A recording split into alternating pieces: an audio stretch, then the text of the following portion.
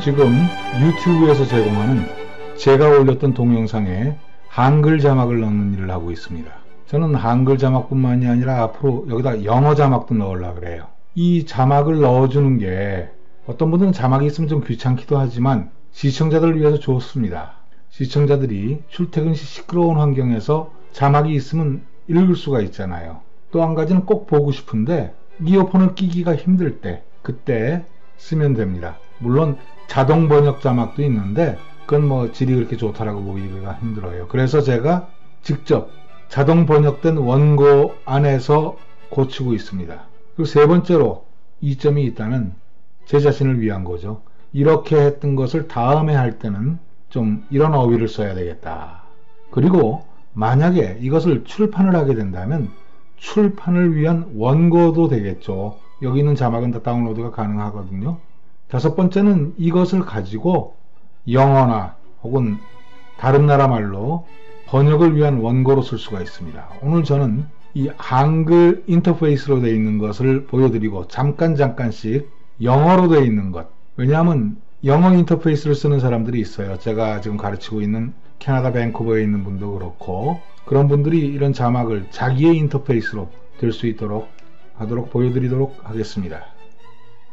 자기가 올린 동영상에 자막을 입히기 위해서는 로그온한 그 프로필을 눌러야 됩니다. 여기서 누르시면 세 번째 유튜브 스튜디오 베타가 나오죠.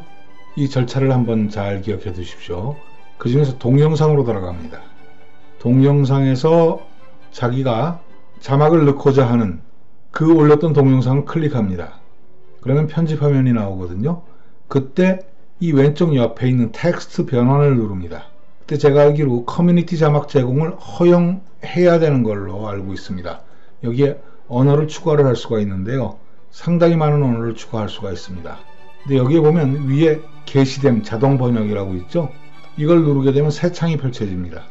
자, 여기에서 비활성화가 되고 있는 이 부분에 수정을 눌러주면 비로소 자동 번역된 것과 그 타임스탬프들이 있는 그곳으로 들어오게 됩니다. 하나씩 클릭하게 되면 그 초에 해당하는 쪽으로 가죠.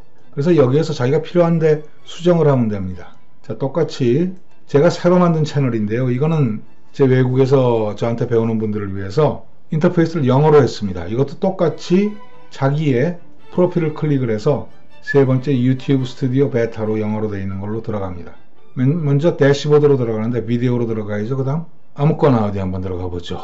여기에서도 역시 하나의 편집 모드로 들어가서 그 다음 transcriptions 이쪽으로 들어가면 community contributions on for this video, off for this video, on이라고 되어 있죠.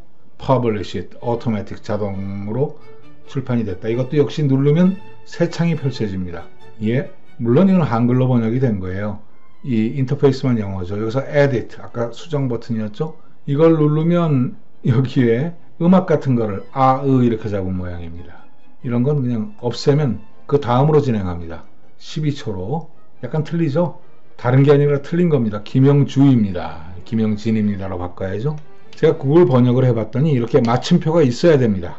우리나라 말해 이게 영어로 있다면 거의 100% 해석이 됩니다. 한글은 아직 조금 미흡한데 그래도 쓸만해요. 자, 이런 식으로 다 끝나면 publish edits 여기 있는 걸 다 발행을 하게 되면 그것이 사람들에게 대표 자막으로 들어가게 됩니다. 어떻게 들어오는가 하면요, 유튜브 스튜디오에서 자기의 동영상으로 들어가 보면 우리나라 말에서는 다른 말로 되어 있는데 여기는 CC라고 되어 있습니다. CC를 클릭을 하면 이렇게 한글 자막이 나오죠. 이걸 클릭을 하면 없어집니다. 그런데 제가 자막을 번역을 해서 올려놓으면 여기에 보면 서브타이틀이라고 나와요. 여기에 off라고 되어 있는데 off는 끄는 거고 여기에 제가 번역한 게 있으면 또 하나 나옵니다. 지금 현재 한국어 자동 번역이 나오고 있는 거예요. 이제는 뭐 이것을 편집만 하면 됩니다. 살다가 무슨 문제가 있을 때 무엇이 문제인지 그것만 깨달으면 풀 수 있을 것 같은데 풀 수 있을 것 같은 대로 제가 점점점점점점으로 했던 겁니다. 그러면 8초부터 볼까요? 살다가 무슨 문제가 있을 때 무엇이 문제인지 그것만 깨달으면 풀 수 있을 것 같은데, 풀 수 있을 것 같은데.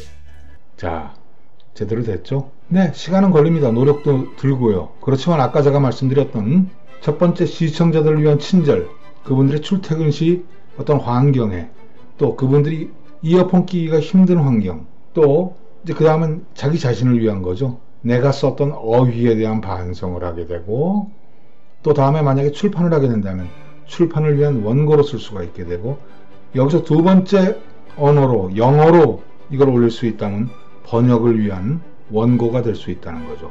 이 정도면 충분히 투자할 만한 가치가 있을 겁니다. 자, 수정사항을 게시해 보겠습니다. 딱 한 군데 고쳤죠?